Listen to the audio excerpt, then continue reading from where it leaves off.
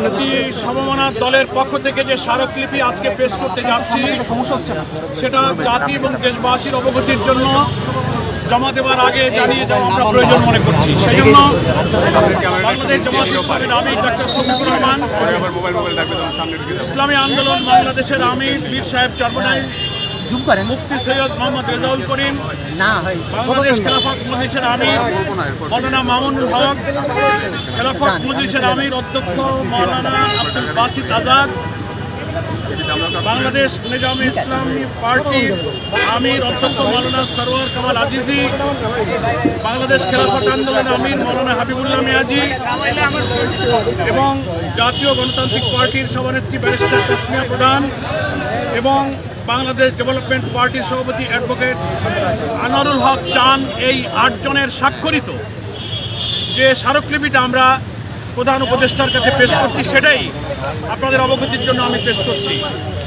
মাননীয় প্রধান উপদেষ্টা, আসসালামু আলাইকুম ওয়া রাহমাতুল্লাহ। 2024 সালের জুলাই আগস্ট মাসের সফল গণ অভ্যুত্থানের পর জনগণের অভিপ্রায় ও জাতীয় ঐক্যমতের ভিত্তিতে আপনার নেতৃত্বে অন্তর্বর্তী সরকার গঠিত হয়েছে।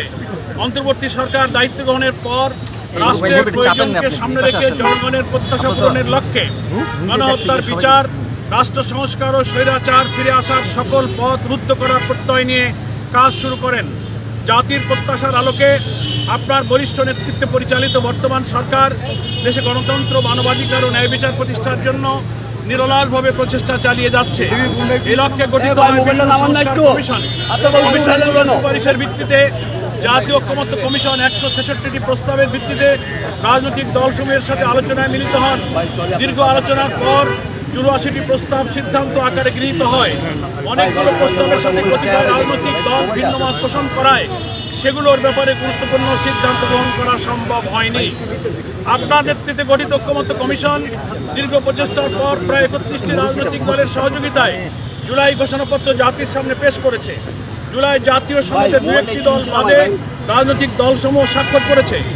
জুলাই জাতীয় সনদ বাস্তবায়নের পন্থা সম্পর্কে সরকার ও রাজনৈতিক দলসমূহের পক্ষ থেকে বিশেষজ্ঞদের কাছ থেকে আইনি মতামত গ্রহণ করা হয়েছে।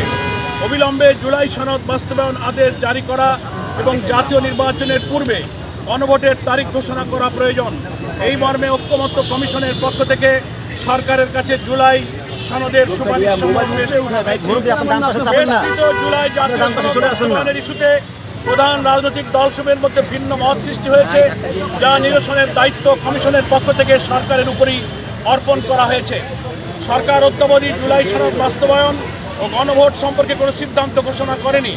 আমরা আন্দোলনরত দলসমূহের পক্ষ থেকে মনে করি অবিলম্বে জুলাই সনদ বাস্তবায়ন আদেশ জারি এবং জাতীয় নির্বাচনের পূর্বে গণভোটের তারিখ ঘোষণা করা জরুরি হয়ে পড়েছে। ইতিপূর্বে আমরা আগামী ফেব্রুয়ারিতে একটি অবাধ, সুষ্ঠু, গ্রহণযোগ্য নির্বাচন অনুষ্ঠানের লক্ষ্যে 5 দফা গণদাবিতে নিয়মতান্ত্রিকভাবে আন্দোলনের কর্মসূচি পালন করেছি। দেশের জনগণ এ দাবির প্রতি ব্যাপক সমর্থন দিয়ে রাজপথের আন্দোলনে সামিল হয়েছে। রাজনৈতিক এই সংকট নিরসনে সরকারের সকল উদ্যোগকে সফল করার জন্য আমরা প্রস্তুত আছি।